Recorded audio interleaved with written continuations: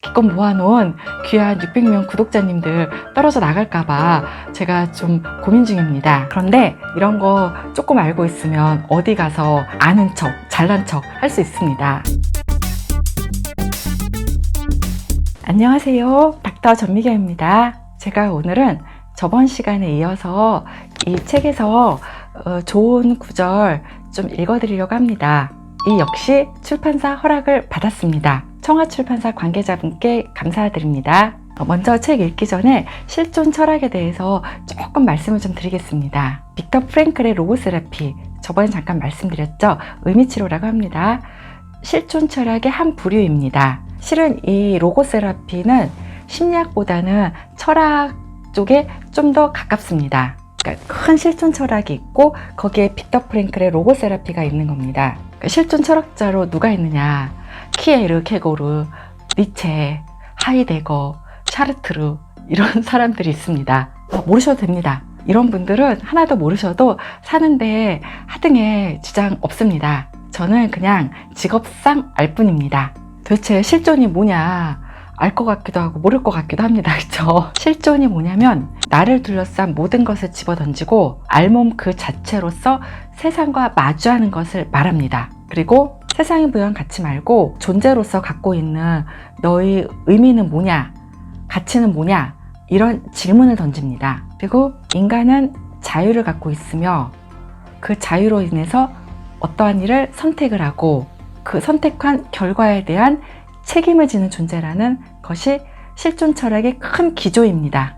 이게 좀 어렵다. 그쵸? 어려울 것 같아서 제가 예를 들어 드릴게요. 구독자님들 중에 책 좋아하시는 분들이 아실 만한 분을 예로 들어 드리겠습니다. 변신을 쓴 프란츠 카프카, 그리고 이방인을 쓴 알베르 까뮤, 또 역시 실존주의적 사상을 가진 사람들입니다. 변신을 보면은 집안의 생계를 책임지던 주인공이 하루아침에 눈 뜨고 일어났는데 내가 벌레가 돼버렸어. 갑각류 계열에. 그쵸? 그래서 본인의 존재의 의미가 사라지면서 무지 괴로워합니다. 이방인을 보면은 어머니 주변에 슬퍼하지 않습니다. 그런데 살인사건이 일어났는데 이 사람이 용의자로 가서 결국 사형 선고를 받게 됩니다. 어머니의 죽음에 슬퍼하지 않은 사람 니꼬르 살인을 저지를 수 있는 사람이라는 세상의 잣대에 소극적으로 항거하면서 주인공은 죽음을 맞습니다. 이들이 쓴 소설은 인간의 실존에 대한 질문을 독자들한테 계속 던지고 있습니다. 대작가들의 위대함은 이런 심오한 철학적 주제를 쉽고 예쁘고 예술적으로 풀어냈다는 데 있습니다. 이런 실존에 대해서 제가 아는 범위 내에서 이렇게 잠깐 영상을 좀 찍어 드릴까 말까 생각 중인데 기껏 모아놓은 귀한 600명 구독자님들 떨어져 나갈까봐 제가 좀 고민 중입니다. 또 많이 아실 만한 분이 니체가 있어요. 이름은 들어보셨을 거예요. 이런 책도 있습니다. 사는 게 힘드냐고 니체가 물었다. 그럼 사는 게 힘들지 안 힘듭니까? 제목이 참 임팩트 있습니다. 니체가 또 한 얘기가 신은 죽었다 이런 얘기 했잖아요. 니체는 전통과 가치와 신을 부정한 사람입니다.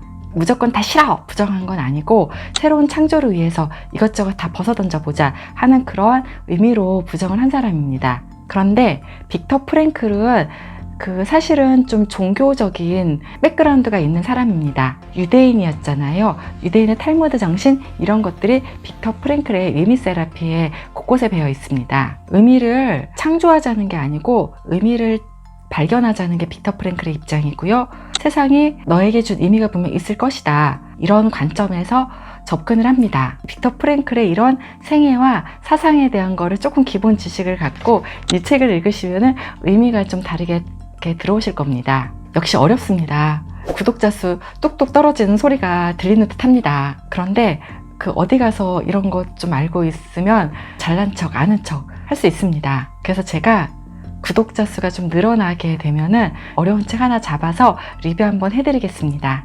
구독자님들이 어디 가서 아는 척, 잘난 척 할 수 있는 그 정도 수준에 맞춰서 해드리겠습니다. 네, 제가 책을 읽어드리겠습니다. 제가 108페이지랑 124페이지를 좀 골랐는데요. 고르는 기준은 실존주의 철학에 좀 충실하게 쓴 그 부분을 갖다가 제가 좀 골라봤습니다. 이 두 페이지를 읽으면 빅터 프랭클이 실존주의 사상을 가진 사람이구나 라는 것을 딱 느낄 수가 있습니다. 108페이지입니다. 강제 수용소에 있었던 우리들은 막사를 지나가면서 다른 사람을 위로하고 마지막 빵을 나누어 주었던 사람들이 있었다는 것을 기억하고 있다. 물론 그런 사람이 아주 극소수였는지 모른다. 하지만 이것만으로도 다음과 같은 진리가 옳다는 것을 입증하기에 충분하다. 그 진리란 인간에게 모든 것을 빼앗아갈 수 있어도 단 한 가지, 마지막 남은 인간의 자유, 주어진 환경에서 자신의 태도를 결정하고 자기 자신의 길을 선택할 수 있는 자유만은 빼앗아갈 수 없다는 것이다. 수용소에서는 항상 선택해야 했다. 매일같이 매 시간마다 결정을 내려야 할 순간이 찾아왔다. 그 결정이란 당신으로부터 자아 내적인 자유를 빼앗아 가겠다고 위협하는 저 부당한 권력에 복종할 것인가 아니면 말 것인가를 판가름하는 것이었다. 그 결정은 당신이 보통 수감자와 같은 사람이 되기 위해 자유와 존엄성을 포기하고 환경의 놀이개가 되느냐 마느냐를 판가름하는 결정이었다. 네, 124페이지입니다. 정말 중요한 것은 우리가 삶에 무엇을 기대하는가가 아니라 삶이 우리에게 무엇을 기대하는가 하는 것이라는 사실을, 삶이 의미에 대해 질문을 던지는 것을 중단하고 대신 삶으로부터 질문을 받는 우리 자신에 대해 매 시간마다 생각해야 할 필요가 있었다. 그리고 그에 대한 대답은 말이나 명상이 아니라 올바른 행동과 올바른 태도에서 찾아야 했다. 인생이란 궁극적으로 이런 질문에 대한 올바른 해답을 찾고 개개인 앞에 놓인 과제를 수행해 나가기 위한 책임을 떠맡는 것을 의미한다. 이런 과제들, 즉 삶의 의미는 사람마다 다르고 때에 따라 다르다. 따라서 일반적인 방식으로 삶의 의미를 정의하는 것은 불가능하다. 삶의 의미가 무엇인가에 대한 대답은 포괄적으로 할 수 있는 것이 아니다. 삶은 막연한 것이 아니라 현실적이고 구체적인 것이기 때문이다. 삶이 우리에게 던져준 과제가 현실적이고 구체적인 것과 마찬가지로 바로 이것이 개개인마다 다른 인간의 운명을 결정한다.